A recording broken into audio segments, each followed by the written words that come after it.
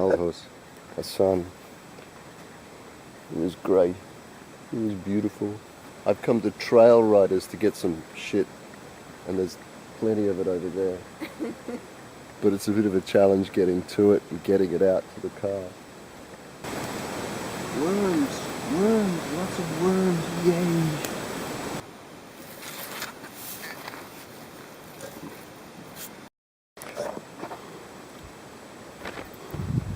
Generally, when you have horses, you worm them. I think this stuff is old enough and definitely free of any worming compounds. Because we have big, healthy, juicy worms in here.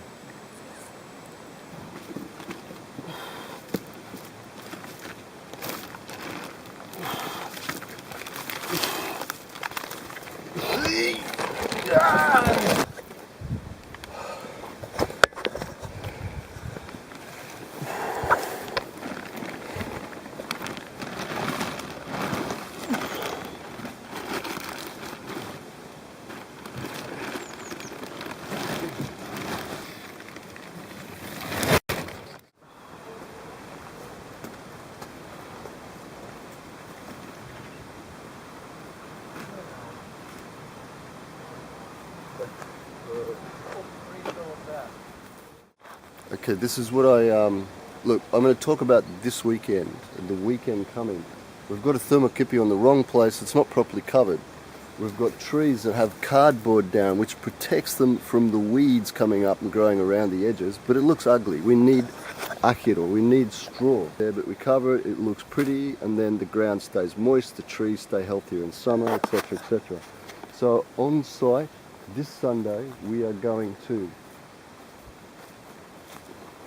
dig these gardens, 2 small raised garden beds, the full length along here, which is about 20 meters, so 2 small 20-meter garden beds.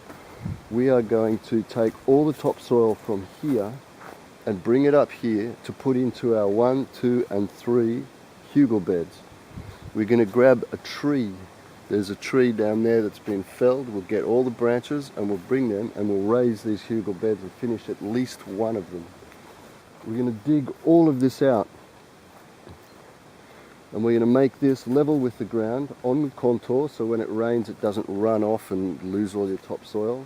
And then this material here, these bags, are full of this.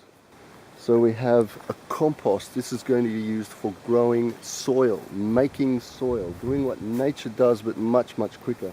This is roadside clearing, so it has rubbish in it. The paper is good, the plastic is bad. So we have brown, green, and over there 3 bags of poo. This material is cocoa peat. Very soft, very fluffy.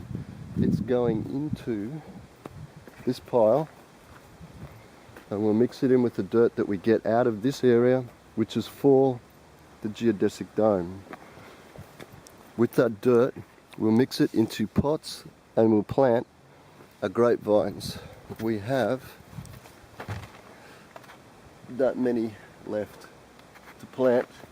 We also need many containers for water. We have 200, 300 litres there now with the tap.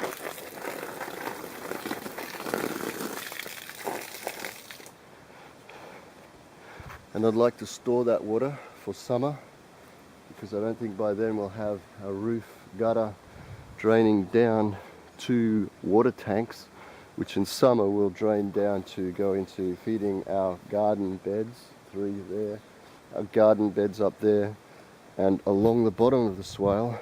By the way, these are worms.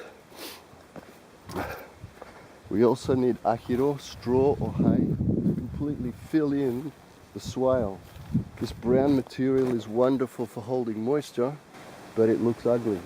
So we need to cover it like we've covered the swale. This is the idea. When you cover it fairly heavily, it stops the weeds coming through, but occasionally the tough ones get through. And down here we've got our worm farm.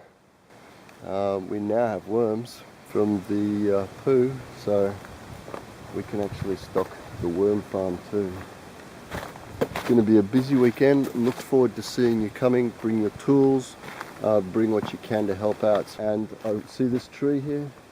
I would like to chop the dead tree down and use that in a hugel bed or make some furniture out of it here so people can sit down and enjoy themselves in this soon to be beautiful environment. Here, each post is a tree.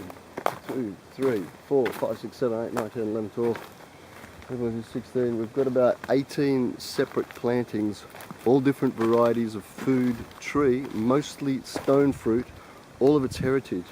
These potatoes, nitrogen fixing. These are here to actually fix the soil and fertilize the soil naturally. It's green fertilizer, but they're good eating too. Heritage potato. So they will fertilize the trees. On this side, I have these sticks. Every second one will be planted with a legume tree, a nitrogen fixing tree, which I'm sprouting at home.